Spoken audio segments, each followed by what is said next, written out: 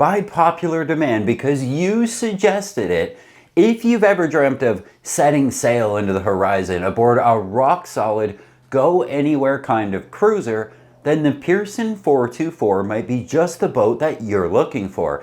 It's not flashy and it's not new, but it has that rare combination of rugged reliability, comfort, and old school charm that wins over serious cruisers again and again. And yeah, it might just be one of the most underrated Bluewater boats out there.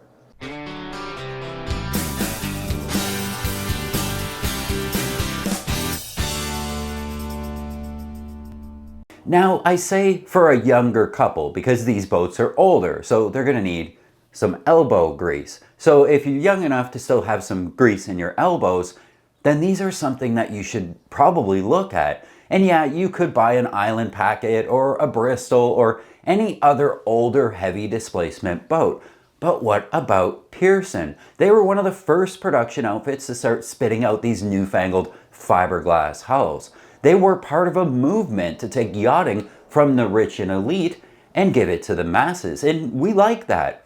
Designed by the legendary William Shaw and built by Pearson Yachts from 1978 to 1984, the 424 was made with one purpose in mind: to cruise properly. It's the kind of boat that doesn't mind a little salt crust on the deck and laughs at a 30-knot squall. About 225 of these things were built, and they came in a few different rig options. Most were cutters, but some were ketches, and a couple of them were sloops. But regardless of the rig, they all share the same rugged hull and ocean crossing spirit.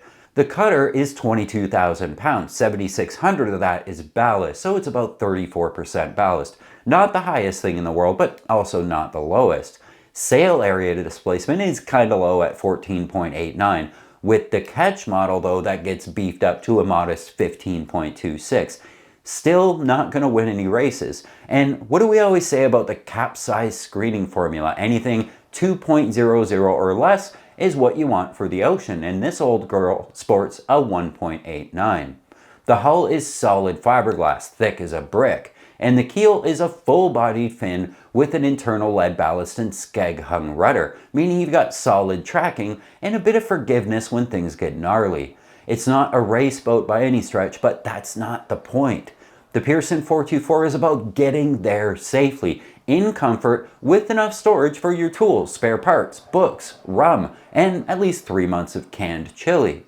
At just over 42 feet long with a beam of about 13 feet, this boat is roomy without being a floating condo. Step below and you'll find a tri-cabin layout that works beautifully for living aboard or long passages, and for having guests. There's an aft cabin with its own head and separate entrance, perfect for privacy or stashing your unruly crew. The saloon is spacious with enough room to stretch out, cook a decent meal, or throw a damp chart across the table and pretend you know what you're doing. And up front, there's another head and V-berth that's actually wide enough for 2 grown-ups to sleep without reenacting a game of Twister. The galley's typically U-shaped, smartly laid out, and well ventilated. There's room for a real stove, a proper icebox or fridge, and plenty of storage for cruising gear.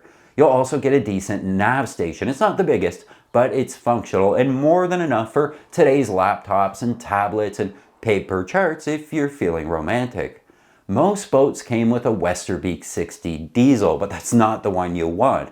Many owners have since swapped out for newer Yanmars or the little bit cheaper but quite reliable Beta Marine. You'll usually find fuel tanks around 80 gallons and water tanks near 170, which gives this boat solid range before needing to make a pit stop. And with around 7.5 knots of hull speed, you won't be setting any speed records, but you're making good, steady progress. In light winds, especially if it's a ketch rig, you'll want a cruising chute or a spinnaker to keep things moving. But when the wind picks up, this boat shines. Reef her down, balance the sails, and she'll chug along like a freight train. Slow, steady, but very hard to stop. One of the coolest things about the 424 is that it feels surprisingly manageable for a boat this size. I sailed on one quite extensively in Florida. Even if you're solo, the ketch rig spreads out the sail area into smaller, easier to handle pieces. The mizzen can help you balance the boat at anchor or while hove to, and the staysail adds a layer of versatility in heavier weather. This is a boat that rewards patience and seamanship.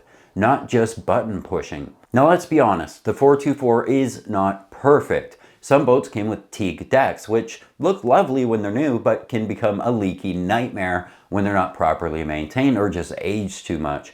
If you're in the market, check for signs of core rot or past repairs. And like many other older boats, there's systems that need updating, from wiring to plumbing and rigging. But the upside is that there's tons of owner knowledge out there for this boat. The 424 community is active, helpful, and filled with salty characters who've been around the block, or around the world in a couple cases. And speaking of world cruising, these boats have done it. You'll find stories of 424s crossing oceans, weathering hurricanes, and logging tens of thousands of miles without blinking. They might not turn heads at the marina, but they'll turn up at the anchorage with everything intact, and probably a better story to tell. Prices, that's kind of the fun part. You can still find solid 424s on the market today, anywhere from 40 grand on up to about 80, depending on the condition and upgrades that the owner's done.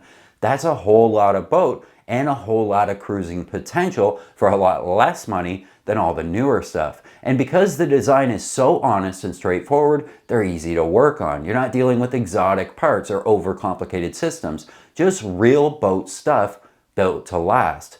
One owner wrote, "After seeing most of the Caribbean, the ketch rig was the reason the two of us felt comfortable about doing an Atlantic crossing. Low profile sail plan means smaller sails, but with the ability to ratchet up the sail area using the ASIM and mizzen staysail if needed. The boat's layout is perhaps its best feature, functional at sea and very accommodating at anchor or dock as a liveaboard, with lots of hatches for the Caribbean. Its least satisfying attributes are the wide sheeting angle, coupled with relatively shallow keel and ketch rig. Together they make it difficult to sail efficiently to weather, because you have to keep the boat on her feet, or flat, to maintain pointing ability, which reduces sail area and therefore speed. The 424 is basically a wooden boat inside a fiberglass shell. No liners, everything's accessible. It's definitely a safe, appropriate choice for in-season, lower latitude ocean sailing. I know of two 424s that have circled and a number of hulls which have crossed the Atlantic many times. We did an article on Practical Sailor back in 2018 featuring the Pearson 424 called A One-Sided Defense of the Cruising Ketch, and outlined some cool features of the ketch version of this boat. Smaller sails are easier to handle. In squally weather, start with a reef tucked in the main, then just furl the mizzen or jib as needed without leaving the cockpit, upsetting the helm or wrestling more reefs into the main. Ride the invisible rail. The fore and aft distribution of sails simplifies the task of achieving a rock-steady, balanced helm. Impress your sloop sailing friends with fancy ketch tricks. Sail backward through the mooring field, spin circles if you have a Sharpie, nose casually up to anchor, hove to with jig and jigger, barrel westward on a reach, turbocharge off when sailing by setting a mizzen staysail. Don't fear dismasting. Having two independently stayed masts increases your odds of having at least one spar to use for jury rigging. Draw longing sighs from those on shore. There's something about having a main and mizzen working together that kindles romantic visions of South Sea islands. So if you're looking for a capable, comfortable, proven cruiser that can take you around the world or just around the bay, and you don't mind a little bit of elbow grease and a whole lot of character, the 424 deserves a spot on your list. It's got soul, it's got space, it's got just enough stubbornness to make it lovable, and most importantly, it's got what it takes to get you to where you want to go, one steady, salty mile at a time. If you're interested, the article is on our website where we mention it, and while you're there, check out the article called Quick and Safe Sail Cleaning. It's always good to have clean sails, but to do it without damaging them. We test methods and products all the time, and this article brings you what we've found. If you want to do some learning today, I'll leave a link to that article in the description. Hit the thumbs up if you like the Pearson 424. If you own one, leave a comment and let people know what you really think. Or leave a comment if you know of something even better. We love the suggestions that you guys make. That's where this video came from. Also, subscribe to the channel so I can see you again next time.